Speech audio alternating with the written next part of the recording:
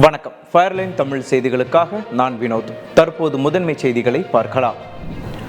திமுக ஆட்சியை விட தாவேக அரசு குறைவாக கடன் வாங்கினால் பதவி விலக தயாராக இருப்பதாக முன்னாள் நிதியமைச்சர் தங்கம் தென்னரசு சவால் விடுத்துள்ளார். தமிழ்நாடு அரசின் வெள்ளை அறிக்கை தொடர்பாக நேற்று செய்தியாளர்களிடம் பேசிய அவர், நிதிநிலை குறித்த வெள்ளை அறிக்கை என்பது தமிழ்நாட்டுக்கு புதிதல்ல. 2001 மற்றும் 2021 ஆண்டுகளில் வெள்ளை அறிக்கை வெளியிடப்பட்டுள்ளதாக கூறினார். ஆனால் 2001 வெள்ளை அறிக்கை அதற்கு முந்தைய 10 ஆண்டுகளின் நிதிநிலை விவரங்களை கொண்டிருந்தது. 2021 ஆண்டு வெள்ளை அறிக்கை அதற்கு முந்தைய 15 ஆண்டுகளின் நிதிநிலை விவரங்களை கொண்டது என்று தங்கம் தென்னரசு குறிப்பிட்டார். ஆனால் தற்போது முந்தைய 5 ஆண்டுகளின் நிதிநிலை என கூறப்பட்டுள்ளது. இதற்கான காரணம் என்ன? யாரை காப்பாற்றும் முயற்சியாக அதற்கு முந்தைய அதிமுக அரசின் விவரங்கள் சொல்லப்படவில்லை. இயலாமையை மூடி மறைக்க, வாக்குறுதிகளில் இருந்து தப்பிக்க தாவேக அரசு மக்களை ஏமாற்ற இந்த வெள்ளை அறிக்கையை வெளியிட்டுள்ளது என்று தங்கம் தென்னரசு குற்றம் சாட்டியுள்ளார். தூத்துக்குடியில் 38,000 கோடி ரூபாயில் அதிநவீன கப்பல் கட்டுமான திட்டத்தை விரைவில் செயல்படுத்த முதலமைச்சர் விஜய் உத்தரவிட்டுள்ளார். நேற்று தலைமைச் செயலகத்தில் ஹூண்டாய் நிறுவனத்தின் உயர்மட்ட அலுவலர்களுடன் கலந்துரையாடினார். தூத்துக்குடியில் அதிநவீன கப்பல் கட்டுமான தொகுதி ஒன்றை அமைக்க இந்த நிறுவனம் தமிழ்நாடு அரசுடன் ஒரு புரிந்துணர்வு ஒப்பந்தத்தில் கையெழுத்திட்டுள்ளது. இங்கு திட்டமிடப்பட்டிருக்கும் மிகப்பெரிய கப்பல் கட்டுமான தள திட்டத்தின் செயல்பாட்டு நிலைகள் குறித்து இந்நிறுவனத்தின் உயர்மட்ட அலுவலர்கள் முதலமைச்சர் விஜயுடன் ஆலோசனையில் ஈடுபட்டனர். அப்போது விஜய் தமிழ்நாட்டின் வளர்ச்சிக்கு முக்கியத்துவம் வாய்ந்த இத்திட்டத்தை விரைவாக செயல்படுத்த தேவையான அனைத்து நடவடிக்கைகளையும் தமிழ்நாடு அரசு எடுக்கும் என்று உறுதியளித்தார். இந்த கப்பல் கட்டுமான திட்டத்தின் மூலம் 15,000 பேருக்கு வேலைவாய்ப்பு கிடைக்கும் என தெரிவிக்கப்பட்டுள்ளது. சிம்மாசனத்தில் சரிந்து கிடக்கும் வாரிசு தலைவர் உதயநிதி ஸ்டாலின் என்று அமைச்சர் அருண்ராஜ் கடுமையாக விமர்சித்துள்ளார். சென்னையில் நேற்று திருமண நிகழ்ச்சி ஒன்றில் பேசிய உதயநிதி ஸ்டாலின், தமிழ்நாட்டில் இப்படிப்பட்ட மோசமான அரசுக்கு வாக்களித்து விட்டோமே என்று மக்கள் வருத்தப்படுவதாக கூறினார். இந்த சோஃபா மாடல் ஆட்சியை மக்கள் வீட்டிற்கு அனுப்பும் நாள் வெகு தொலைவில் இல்லை என்றும் அவர் விமர்சனம் செய்திருந்தார். இதற்கு தாவேக கொள்கை பரப்பு பொதுச் செயலாளரும் அமைச்சருமான அருண்ராஜ் பதிலடி கொடுத்துள்ளார். அதிகாரத்தை பரவலாக்கும், அனைவரையும் அமர வைக்கும் ஜனநாயக சோஃபாக்கள் பற்றி உதயநிதிக்கு எப்படி தெரிந்திருக்கும் என்று வினவியுள்ளார். தமிழ்நாட்டில் கடந்த மே 4ஆம் தேதியுடன் வாரிசுகளின் சிம்மாசனம் ஒழிக்கப்பட்டு விட்டது. இனி தமிழ்நாட்டில் முதலமைச்சர் விஜய் தலைமையிலேயே அனைவருக்கும் அதிகார பகிர்வு அளிக்கக்கூடிய ஜனநாயக சோஃபா மட்டும்தான் என்று அமைச்சர் அருண்ராஜ் காட்டமாக பதிலளித்துள்ளார்.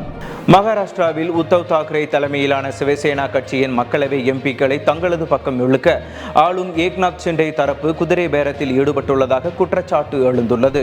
இது தொடர்பாக எக்ஸ் தள பக்கத்தில் பதிவிட்டுள்ள உத்தவ் தாக்கரேவின் சிவசேனா மூத்த தலைவர் சஞ்சய் ராவத், எம்பிக்களை விலைக்கு வாங்க ஒரு நபருக்கு 50 கோடி ரூபாய் வரை பேசப்பட்டிருப்பதாக குற்றம் சாட்டினார். உடனடியாக 15 கோடி ரூபாய் முன்பணமாக வழங்கப்பட்டிருப்பதாகவும் அவர் தெரிவித்துள்ளார். இது மிகவும் அதிர்ச்சி அளிப்பதோடும் அருவருக்கத்தக்கதாகவும் இருக்கிறது என்று ராவத் சாடியுள்ளார். இந்த பதிவில் சஞ்சய் ராவத் மகாராஷ்டிரா முதலமைச்சர் தேவேந்திர பட்னாவிஸையும் டேக் செய்துள்ளார். மத்திய உள்துறை அமைச்சர் அமித்ஷா ஜனநாயகத்தை திட்டமிட்டு சீர்குலைத்து வருவதாக காங்கிரஸ் கடுமையாக சாடியுள்ளது.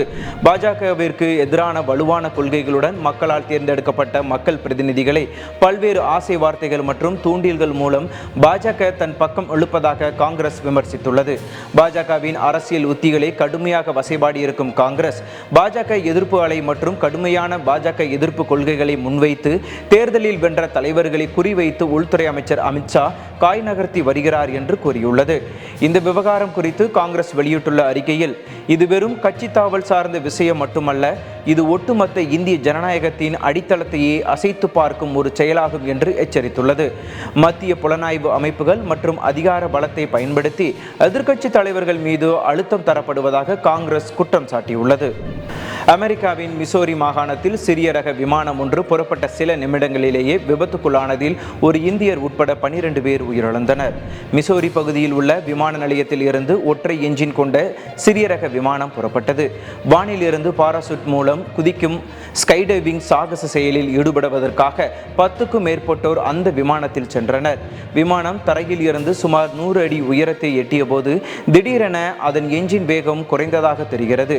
கட்டுப்பாட்டை இழந்த விமானம் திடீரென இடதுபுறமாக திரும்பி ஓடுதளத்திற்கு அருகிலேயே இருந்த வயல்வெளியில் தலைகீழாக விழுந்து நொறுங்கி தீப்பிடித்து எரிந்தது. இதில் விமானத்தில் பயணித்த 12 பேரும் உயிரிழந்து விட்டதாக தகவல் வெளியாகியுள்ளது. சம்பவத்தில் ஆந்திர மாநிலம் பீமவரம் மாவட்டத்தை பூர்வீகமாக கொண்ட சாய் கார்த்திக் வர்மா என்பவரும் பலியானார்.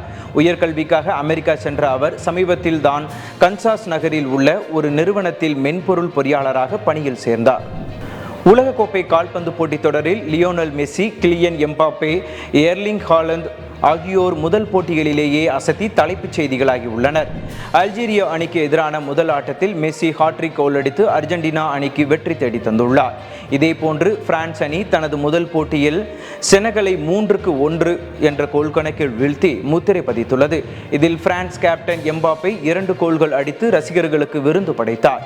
இதேபோல் மற்றொரு ஆட்டத்தில் நார்வே அணி 4-1 என்ற கோல் கணக்கில் ஈராக் அணியை வீழ்த்தியது. உலகக்கோப்பையில் முதன்முறையாக விளையாடிய நட்சத்திர வீரர் எர்லிங் ஹாலந்து 2 கோல்கள் அடித்து எதிரணியை திணறடித்தார். இந்த 3 வீரர்களும் உலகம் முழுவதும் செய்தித்தாள்களில் தலைப்புச் செய்திகளாக இடம் பிடித்தனர். நன்றி, வணக்கம். தொடர்ந்து இணைந்திருங்கள் ஃபயர்லைன் தமிழ் செய்திகளுடன்.